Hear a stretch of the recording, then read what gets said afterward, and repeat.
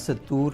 جو ایک ویلاگر ہیں انہیں اڈیالہ جیل سے ابھی رہا کر دیا گیا ہے، اور ستور پر یہ الزام تھا کہ انہوں نے چیف جسٹس کے خلاف،